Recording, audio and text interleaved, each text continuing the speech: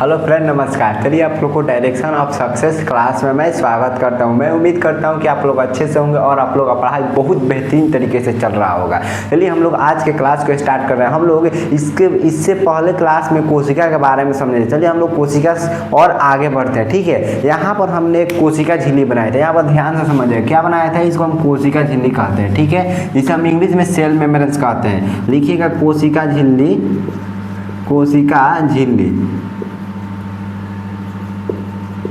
इसे इंग्लिश में हम क्या कहते हैं, सेल मेम्ब्रेन्स कहते हैं, ठीक है। और इसकी साइड में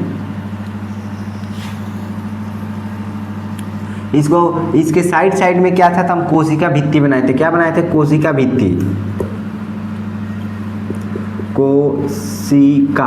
कोशिका भित्ति, जिसे हम सेल वाल कहते हैं, जिसे कोशिका का दीवार कहते हैं। किसमें होता है? पेड़ पौधे में होता है। अब इस कोशिका की झिल्ली में क्या किया था, तो माइटोकॉन्ड्रिया था, आपका गोल्जी बॉडी था, राइजोसोम था, एंडोस्कॉर्पिक रेटिकुलम था, ठीक है। सेंट्रोसोम, न्यूक्लियस और लाइसोसोम भी था, ठीक है। इतना चीज था इसमें कोशिका के अंदर, ठीक है। और इस सब कोशिका के मानिए एक जो कोशिका झिल्ली है, ये क्या, एक झोला है, ठीक है। इस झोला में बहुत सारे सामान किन कर रखे हैं, ठीक है। यहाँ पर कोशिका भित्ति, जो ये कोशिका भित्ति केवल पेड़ पौधे में ही पाया जाता है। किसमें पाया जाता है? तो पेड़ पौधे में, मानव में नहीं पाया जाता है।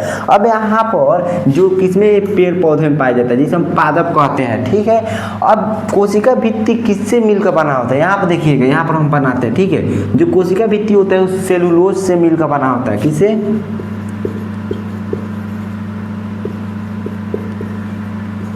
किससे बना होता है? सेलुलोज से बना होता है। जो डाल होता है उसमें बहुत ज़्यादा सेलुलोज होता है। जो देखते हैं हाथी होती है, वो डाल को खाती है, देखते हैं कितना मजबूत होती है, कितना बरियार होती है, क्योंकि उसमें ज़्यादा सेलुलोज होता है। सेलुलोज में ग्लूकोज की मात्रा अधिक होता है। और जो बकरी होती है वो पत्ती खाती है, तो पत्ती में सेलुलोज नहीं होता है, ठीक है। इसलिए थोड़ा वो कमज़ोर होती है। अब यहाँ पर सेलुलोज से बना होता है कोशिका भित्ति। अब यहाँ पर आता है पेप्टिडोग्लाइकोजेन, जो जीवाणु की कोशिका भित्ति होता है। लिखिएगा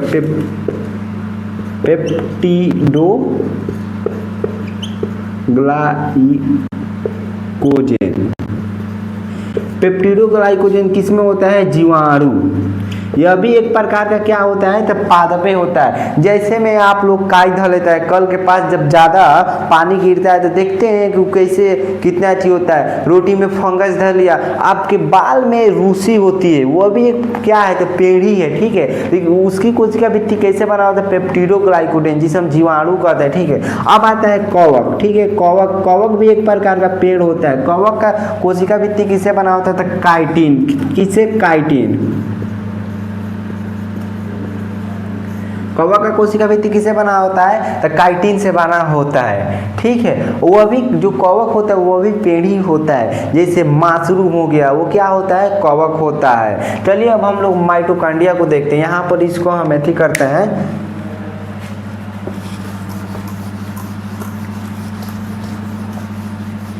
फिर हम यहाँ पर क्या बनाते हैं, तो कोशिका झिल्ली बनाते हैं। इसमें ले लेते हैं माइटोकॉन्ड्रिया, गोल्जी बॉडी, राइजोसोम, ठीक है। इतना ले लेते हैं। हम क्या पढ़ेंगे, तो पहले माइटोकॉन्ड्रिया को देखते हैं। ये क्या है आपका? तो कोशिका झिल्ली। इसको याद रखिएगा, कोशिका झिल्ली, कोशिका झिल्ली। माइटोकॉन्ड्रिया को देखते हैं, ठीक है। हम माइटोकॉन्ड्रिया यहाँ पर बनाते हैं पहले।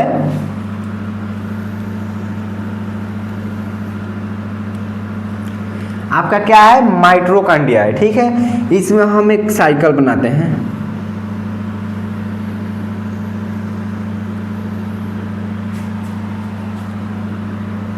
ध्यान से आप लोग देखिएगा इस साइकिल को, ठीक है। ठीक है। जो माइटोकॉन्ड्रिया होता है हमारा पूरा शरीर में होता है, ठीक है। पूरे शरीर में माइटोकॉन्ड्रिया होता है। और इसको माइटोकॉन्ड्रिया जो क्या करता है, ऊर्जा निर्माण करता है, अधिक ऊर्जा निर्माण करता है। तो इसको ऊर्जा निर्माण करने के लिए किस चीज़ का आवश्यकता पड़ता है? ऑक्सीजन का आवश्यकता पड़ता है। अब ये ऑक्सीजन कहाँ से लेगा?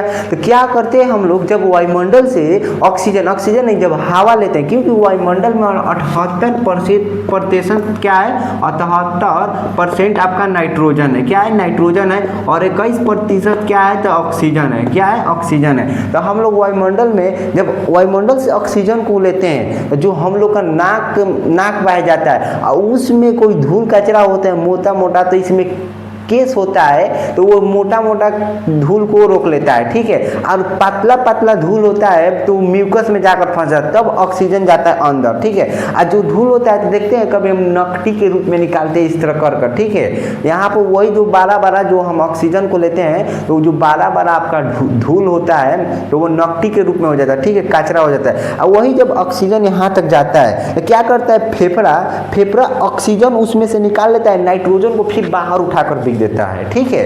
नाइट्रोजन क्या करता है, बाहर निकाल कर बिक देता है। फिर हम जिस सांस छोड़ते हैं, सांस लेते हैं तो सांस छोड़ते हैं कि नहीं लेते हैं। अब यहाँ से एक सवाल उठता है कि अब यहाँ से इसको कौन ले जाएगा माइटोकॉन्ड्रिया के पास, कौन ले जाएगा।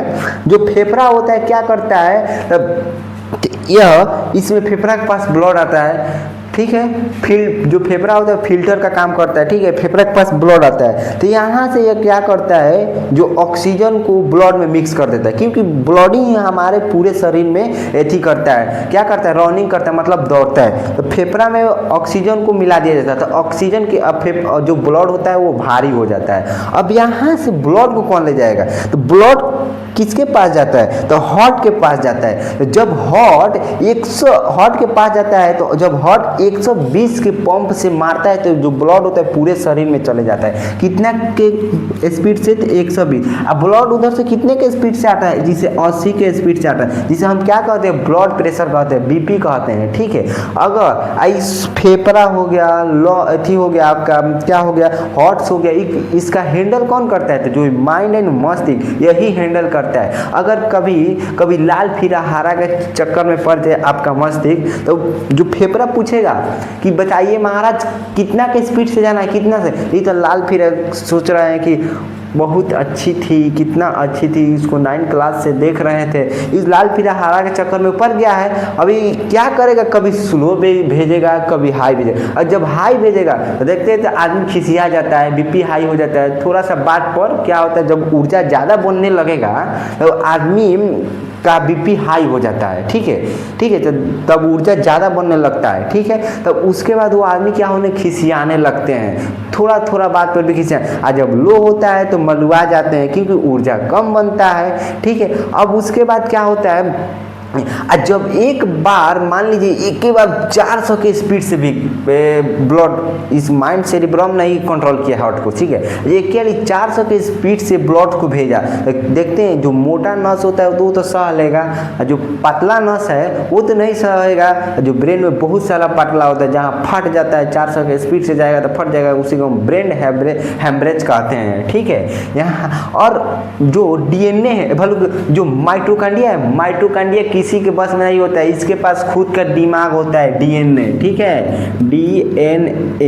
डीएनए का फुल, ठीक है। माइटोकॉन्ड्रिया के पास खुद का अपने दिमाग होता है। और जो माइटोकॉन्ड्रिया का आंतरिक भाग को क्या कहते हैं, क्रिस्टी कहते हैं, क्रिस्टी।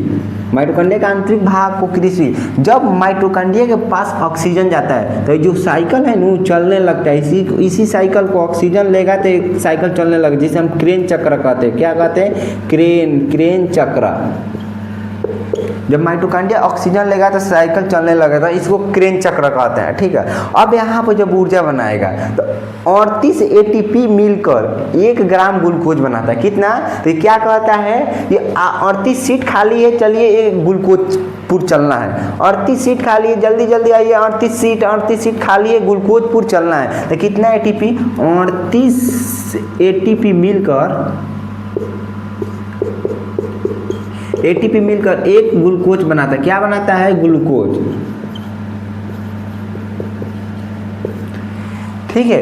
38 एटीपी मिलकर कितना ग्लूकोज बनाता है, एक ग्लूकोज बनाता है, ठीक है। चलिए हम लोग अब यहाँ पर गोल्जी बॉडी को देखते हैं, ठीक है। अब गोल्जी बॉडी का क्या काम रहता है, तो गोल्जी बॉडी केवल एक ट्रांसफर का काम करता है, एक जगह से दूसरे जगह तो पहुंचाने में काम करता है। इसी को ट्रैफिक पुलिस भी बोलते हैं, ठीक है। कोई भी चीज़ को ले जाने में काम करता है, ठीक है। तो अब उसके बाद आता है राइबोसोम।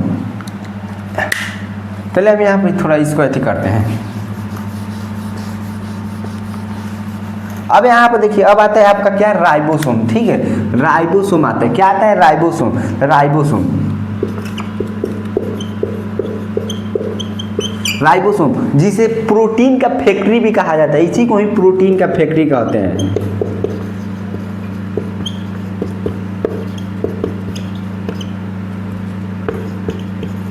राइबोसोम को क्या कहते हैं, प्रोटीन का फैक्ट्री कहते हैं, क्योंकि इसके पास बहुत अन्यथा प्रोटीन है। ठीक है, राइबोसोम के पास बहुत ज़्यादा प्रोटीन है, इसलिए इसे प्रोटीन का फैक्ट्री कहा जाता है। और यहाँ पर राइबोसोम दो प्रकार का होता है, एक 70S होता है, एक 80S होता है। कितना, एक 70S होता है, एक 80S होता है। कितना, राइबोसोम दो प्रकार का होता है, 70S 80। जो 70S क्या होता है, जो सूक्ष्म होता है, छोटा छोटा, जिसे नहीं देख सकते हैं, उसको किससे देख सकते हैं, तो माइक्रोस्कोप से देख सकते हैं। ठीक है, तो किस में, 70S। 80S क्या होता है, जिसे हम देख सकते हैं, जैसे हवेल मछली हो गया, जिस जीव जंतु को देख सकते हो वो 80S में आता है। जैसे हवेल मछली हो गया, जानवर, बहुत भारी भारी जीव जंतु, हम लोग आ गए, वो 80S में आएंगे। और 70S में, जैसे कोरोना वायरस आया था, ठीक है, तो उसको किससे देख सकते थे, माइक्रोस्कोप, क्योंकि वो 70S में आएगा, उसे नहीं देख सकते, सूक्ष्म आंखों से नहीं देखा जा सकता है। ठीक है, ये 70S में आता है, या 80S में आता है। चलिए, मैं उम्मीद करता हूँ कि अभी आप लोगों को अच्छा से समझ में आया होगा। अब क्या होता है, सेंट्रोसोम होता है। यहाँ पर देखिए, सेंट्रोसोम होता है, सेंट्रोसोम को देखते हैं। ठीक है, क्या देखते हैं, सेंट्रोसोम। सेंट्रोसोम क्या करता है, विभाजन का काम करता है। विभाजन का मतलब क्या होता है, बंटना। देखिए, यहाँ बायोलॉजी के अर्थ में विभाजन का मतलब होता है निर्माण करना, मतलब एक से एक मिलकर अधिक निर्माण करता है। अगर यहाँ आप मानिए, जब आप घर पर हलवा बनाते हैं तो उसको एक थाली में छिटार देते हैं। ठीक है, और उसको वो हलवा एक ही नहीं था, और उसको छुरी से इस तरह उस तरह काट देते, तो वो बहुत बखरा में बट गया कि नहीं, तो वहाँ पर यह विभाजन का मतलब निर्माण, एक से अधिक निर्माण करता है। ठीक है, अगर मान लीजिए जो हमारा माइंड होता है, माइंड में सेंट्रोसोम नहीं होता है, क्योंकि इसमें माइंड में हम लोग का विभाजन नहीं होता है, वह भी लीवर में विभाजन होता है, माइंड में नहीं होता है। तो यहाँ पर जो माइंड होता है उसमें सेंट्रोसोम, अगर कोई माइंड को मार दिया, अगर जी मस्तिष्क छोड़कर जो कंकाल है फूट गया, तो माइंड तक घुसिया जाएगा, हमेशा के लिए, हमेशा के लिए घुसिया जाएगा।